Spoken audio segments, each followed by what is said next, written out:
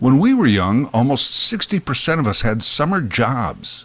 Today, that number is around 30%. What happened? What happened to that tradition, that rite of passage? Let's have a look. I'm Larry Fedoruk, and this is Later That Same Life.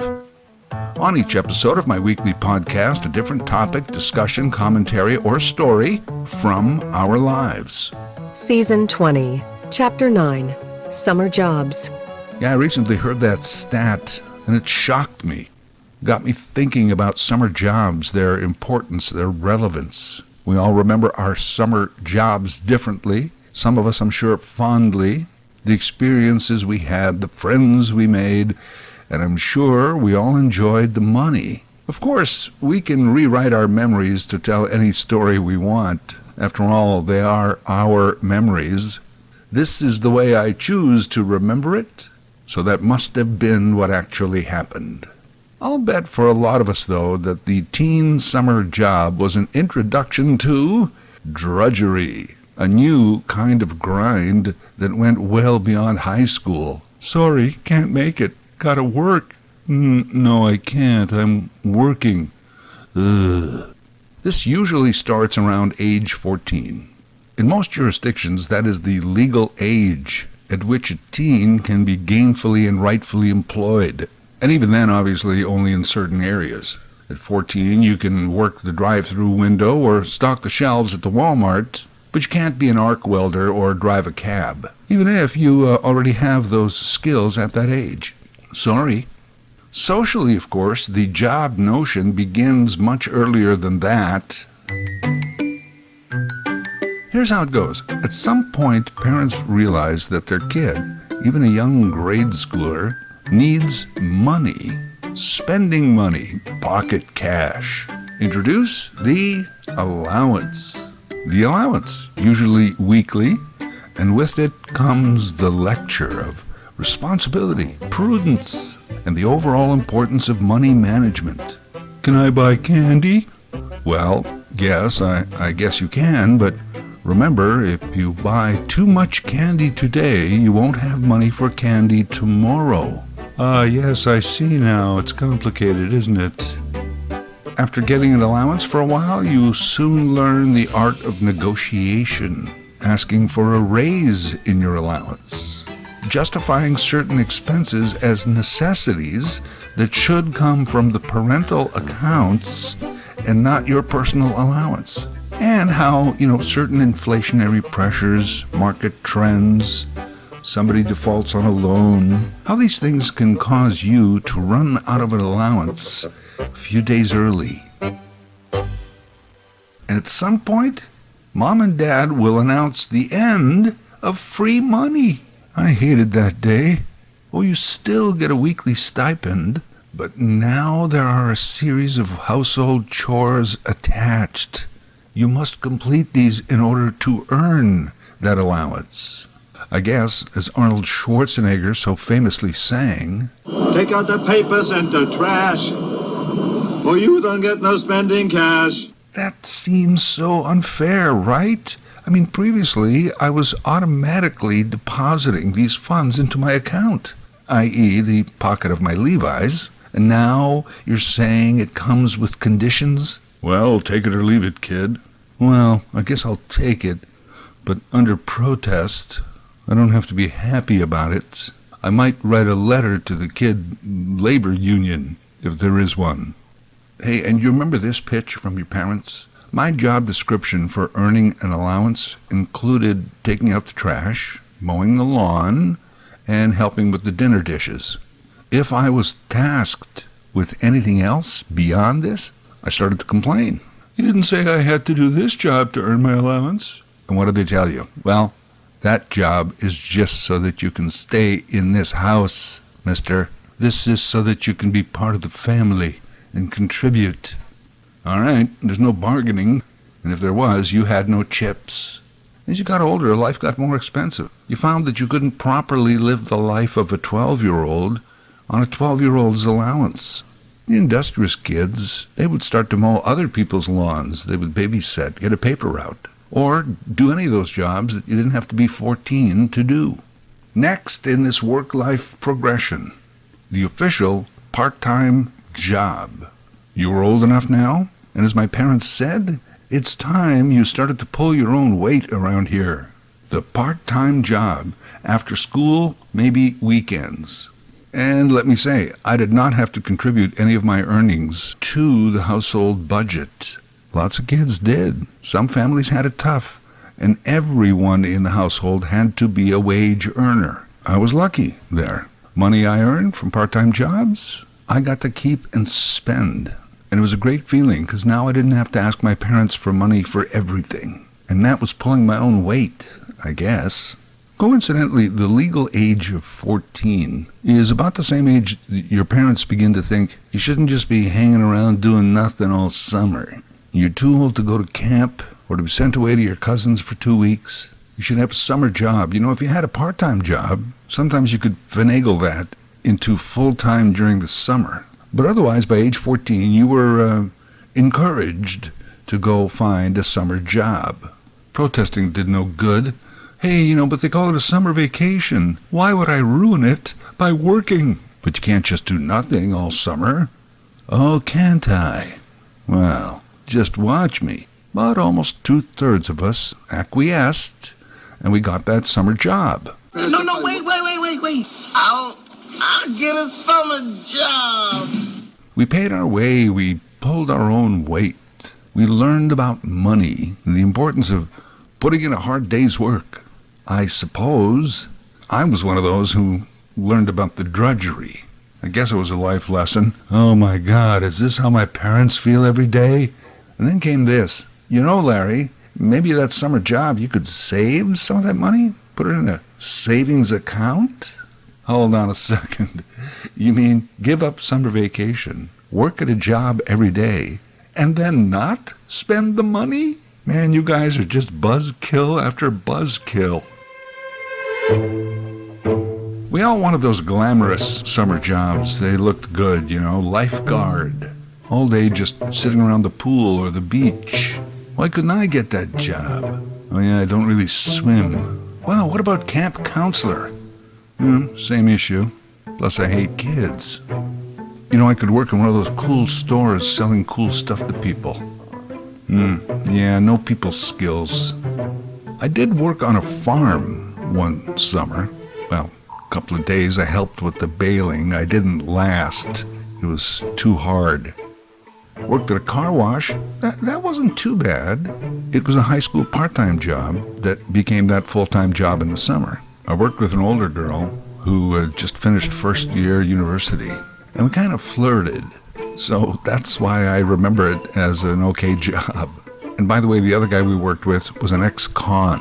And every time the boss gave him orders, he would tell us how one day he's going to come back after closing and knock off the place. Oh yeah, although he never did, I don't think. In our small town for a couple of summers, I ran the concession at the local cinema. That was pretty lucrative and almost fun. I detailed that experience in episode 1 of this podcast, if you'd like to go back and find it. And this is also absolutely a true story. One summer in high school, my dad got me a job painting the neighbor's house across the street. He volunteered me. You can't just sit around all summer doing nothing. I think I was 15. So the neighbor said he'd buy all the paints and brushes, etc., and I could take the whole summer to do the job if I wanted. And at the end, he would pay me like $300. Wow, that's a fortune. I get that done, and I'll never have to work again. Gee, thanks, Dad. I saw the house every day. It's across the street. It was mostly stucco, just that little bit of siding on the front. This is going to be a piece of cake. Soon word came that the paint and supplies were all out back and I could get started. I reported for duty at 9 o'clock on the first Monday morning of summer vacation. I'll just knock this off, get $300, and spend the rest of the summer living the idle rich life. I surveyed the job site. Holy cow. There was more siding on the back of the house than there was stucco. Then there were the eaves all around the house, and the eaves troughs.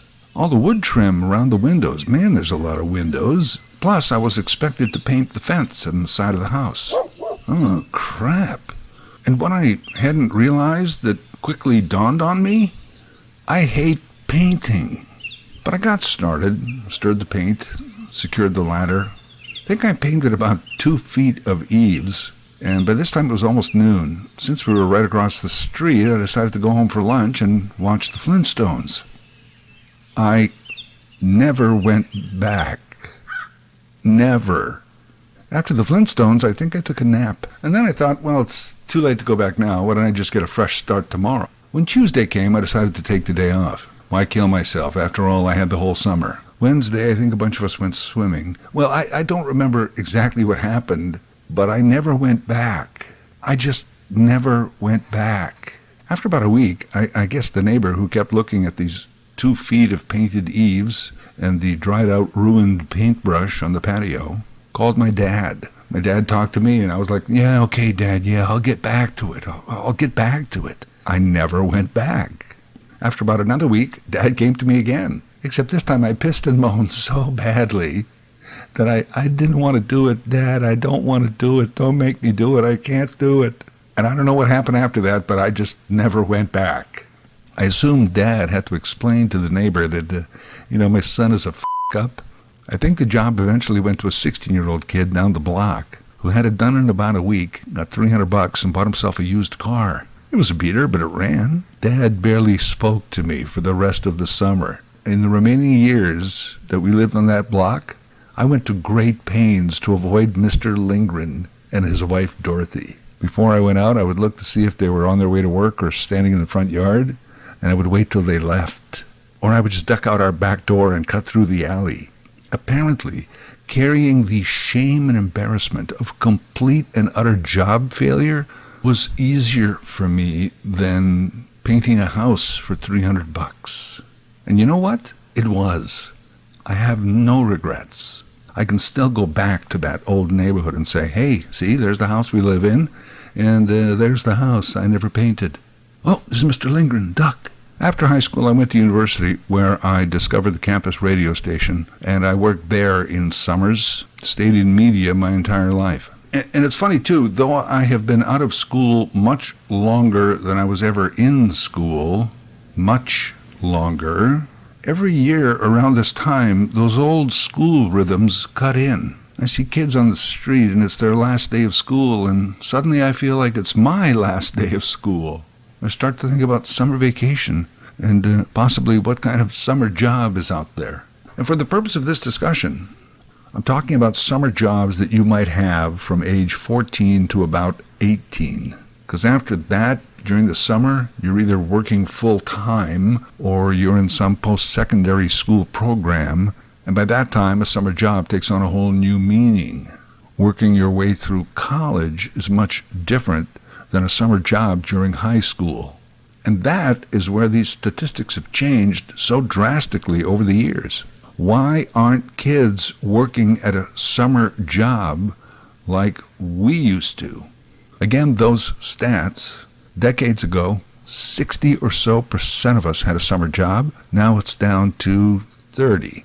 In North America, even 30 years ago, youth made up about 6% of the overall workforce. Today, that percentage is under 4. Why? Easy answer. Well, kids today, they don't want to work. They got their heads stuck in those screens. They just want everything handed to them. Well, yeah, I guess maybe some. But overall, that's just not accurate. With the school year drawing to a close, teenagers are gearing up for their summer jobs. Millions of high school students are starting summer jobs. When you don't have experience because you're still in school, that's what's hard. Many young people across the country are finding it difficult to find summertime work. A recent study shows summer job postings are down from this time last year. Fewer kids in the workforce, fewer with summer jobs, can be blamed on 5 main factors. And they all come under the heading of the times they are a-changin'. First, years ago, there began to be a new priority on academics. High schoolers were told by parents and guidance counselors alike, if you really want a good high-paying job, you have to go to college or university. And in the day, the stats backed that up. So instead of summer jobs, teens began to go to summer school, try to earn extra credits, or they took college prep courses, because you got to get into that good school. And there has been a bit of a reverse in that over the last few years, because of the cost of higher education, student loan debt, the lure of the trades. But that's a topic possibly for another podcast. Secondly, over the last few years, many school districts had been adjusting their terms. In many areas, they erased that 8-week summer vacation job opportunity. Thirdly, many school boards decided to require a number of volunteer hours that would count as school credits. Volunteerism takes away from earning money at a summer job. So there's those three. However, the final two are the biggest factors for this dramatic decline in youth summer jobs. Number 4, aging population. Not only more older people available to work, but many of them needing a job to supplement retirement income. A lot of those jobs that would go to high schoolers were now going to those 55 and older. Just look around next time you're out. It's evident. For better or worse, the employers might look at a high school kid who can only work certain hours, needs some time off during exams. Perhaps it's the first job they ever had, as opposed to a senior who knows what it's like to show up to work every day, and they're willing to work anywhere, anytime. I'll take the old guy. And lastly, these jobs that the kids, now the seniors, are getting, they're usually low-skill entry-level jobs. And thanks to technology and general industry changes, there are just fewer and fewer of those jobs around. That's what happened. That's it. The academic priorities, the school terms, volunteerism, aging population, and tech changes. That's why there's fewer kids doing summer jobs. Note, too, that when COVID happened, a lot of those jobs went away and just never came back. So more and more young people are not having the experience of a summer job.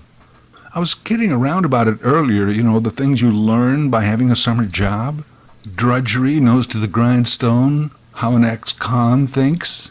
But it's true, you do learn responsibility. You acquire some financial literacy. You begin to understand professional expectations. Like in my case, and I'm sure many others, some of those summer jobs really helped me understand what I did not want to do for the rest of my life. I better buckle down. I don't want to be at the car wash when I'm 60. Summer jobs. And hey, if nothing else, you were building a resume. No, wait. I'll get a summer job. Two of the biggest things you acquire, though, I think, are confidence and growth. These are obtained through personal interactions that just wouldn't be the same at an academic level. Don't get me wrong, academics are important. We're actually now seeing the sorry results when generations start to defocus education. But having a summer job, working at it with other people, exposes you to even more than school alone. Life lessons, life skills, things they don't or can't teach you in a classroom. If the young people can't pick them up from having a summer job, then where are they getting that instead? Serious question. Where else? There's also been a lot said and written about how our high connectivity actually makes more of us feel alone and isolated. There are many, many counter movements out there now, trying desperately to get us out there, suggesting we go out more and mingle, join a bowling league, go to a town hall, local street festivals, anywhere where people of different backgrounds and social strata can meet, talk, and get to know a little bit about each other on a human-to-human basis. Those are also some of the benefits young people would get from a summer job. I'm not saying that no summer job is an end to humanity. Thanks to AI and robotics, the workforce is already changing, and it's set to be in even more upheaval in the coming years. They don't even call it unemployment anymore, by the way. We have this tendency to use euphemisms so that we can underplay the severity of a problem. You didn't get fired. You didn't get let go. There's no unemployment. It's now called job displacement. Job displacement. When it gets really bad, a lot of us might end up underhoused. Anyway, recent estimates say that anywhere between 92 and 300 million jobs could be displaced by AI and automation by 2030. In case you hadn't noticed, that's imminent. Among these displacements, the sometimes dreaded but later beloved summer job. Summer jobs trending down, soon to be a thing of the past. For us, a memory of our youth. Summer jobs, the time we spent lifeguarding, working on a farm, or not painting a house. Later That Same Life is written, voiced, and produced by Larry Fedoruk. Larry Fedoruk, 37, at gmail.com. Subscribe to Larry's YouTube channel. Get automatic notifications with each new episode.